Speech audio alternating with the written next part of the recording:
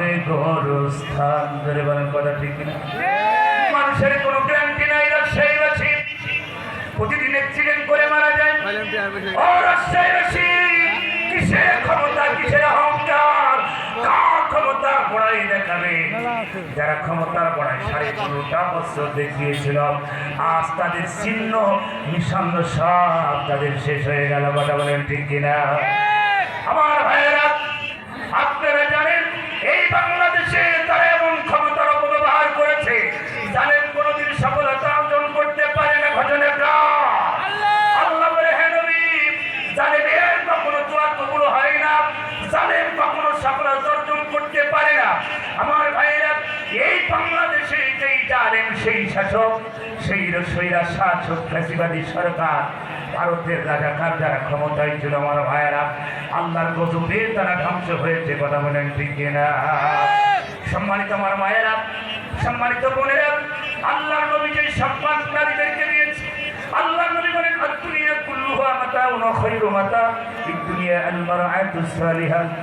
রাসূল বলেছেন, গোটা পৃথিবীর সব সম্পদের চেয়ে একজন নারীর সম্পদ, একজন নারীর সম্মান, একজন নারীর যে ইজ্জত আমার আল্লাহর কাছে অনেক মর্যাদাবান। ধরে বলেন আল্লাহু আকবার। আমার রাজশাহীবাসী, গোটা পৃথিবীর যত সম্পদ আমার আল্লাহ, গোটা পৃথিবীর যত সম্পদ আছে, এই সম্পদের যত সম্মান মর্যাদা, যত দামি আমার আল্লাহর কাছে, তার চেয়ে দামি মর্যাদা সম্মান দুনিয়ার একজন নেককার নারী, একজন পরেশগার নারী।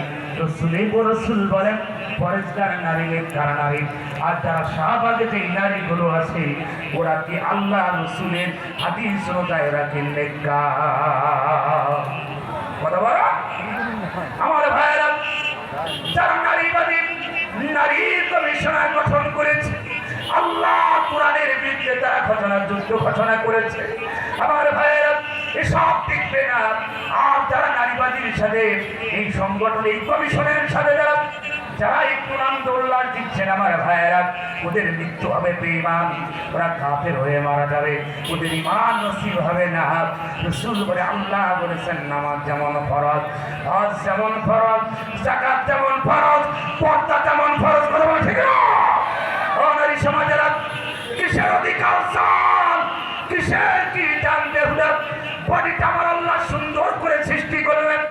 আল্লাহ নবী বলেন, গোটা পৃথিবীর সব সম্পদের চেয়েও একজন নারী, পর্দাশীল নারী, একজন দিনদার পরেশগার নারী আমার আল্লাহর কাছে এত মর্যাদাবান, সম্মানিত। আল্লাহ নবী মেরাজে গেলেন। মেরাজে যাওয়ার পরে রাসূল দেখতে পেলেন এক শ্রেণীর নারীদেরকে ঠোঁটের সাথে জাহান্নামের বর্শি বাঁধিয়ে ঝুলে রেখেছে। আল্লাহর নবী ডেকে বলেন, জিবরাইল, এই নারীগুলো কারা রে জিবরাইল? আমি তো চোখের পানি ধরে রাখতে পারি না। হে জিবরাইল, এত চিল্লাই জাহান্নামের ভিতরে, হে জিবরাইল, এই নারীগুলো কারা? ঠোঁটের সাথে বর্শি বাঁধিয়ে ঝুলে রেখেছে। জিবরাইল বলে, ইয়া রাসূলুল্লাহ, ইয়া হাবিবাল্লাহ, দুনিয়াতে ওই সমস্ত নারীরা যারা ঠোঁট পানির ব্যবহার করত, এই ঠোঁটটি খারাপ কাজে যারা লিপ্ত হতো, এই ঠোঁট দিয়ে যারা অন্যায়ভাবে হারাম জিনিস খাইত, পার্কে বসে বসে বিভিন্ন পুরুষের সাথে খারাপ কাজে লিপ্ত হতো। রাজশাহীবাসীর মায়া, ও বোনেরা, পায়ের ভিতরে হাত রেখে বলি, আমার ক্ষণিকের এই পৃথিবীতে কেউ আপনারা কোনো হবে না। বাবার কবরে সন্তান যাবে না, সন্তানের কবরে বাবা যাবে না, মায়ের কবরে মেয়ে যাবে না, মেয়ের কবরে মা যাবে না, স্বামীর কবরে স্ত্রী যাবে না, স্ত্রীর কবরে স্বামী যাবে না, পৃথিবীতে কেউ কারোর কবরে যাবে না। কিসের অহংকার, কিসের অধিকার, কিসের ক্ষমতা? জোরে বলেন কথা ঠিক না?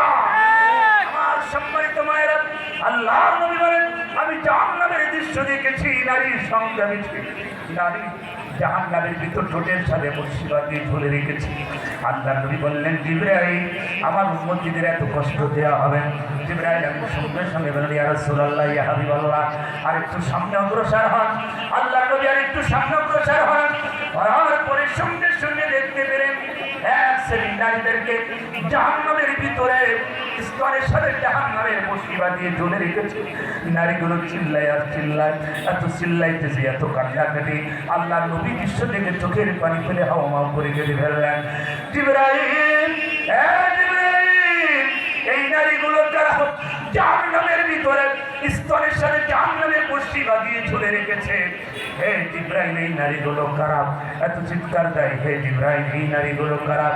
জিবরাইল আমি সঙ্গে সঙ্গে বলেন, ইয়া রাসূলুল্লাহ, ইয়া হাবিবাল্লাহ, দুনিয়ার ওই সমস্ত নারীরা, দুনিয়ার ওই সমস্ত নারীরা, দুনিয়ার ওই সমস্ত নারীরা, দুনিয়ার ওই সমস্ত নারী কমিশনেরা, দুনিয়ার ওই সমস্ত নারীবাদীরা, শাহবাগের ওই নারীবাদীরা, জিবরাইল আমি বলেন, ওগো নবী, দুনিয়ার ওই সমস্ত আপনার উম্মতিরা যারা দুনিয়াতে বুকে কাপড় ব্যবহার করে না, শর্ট জামা, শর্ট কামিজ, জিন্সের প্যান্ট পরে যারা কেন্দ্রি গাই দিয়ে শাহবাগের অধিকার চাপান, আমার ভাইয়েরা নিজেরাই বলছে আমরা হয়ে গেলাম পেশা, নিজের পরিচয় নিয়ে দিচ্ছে।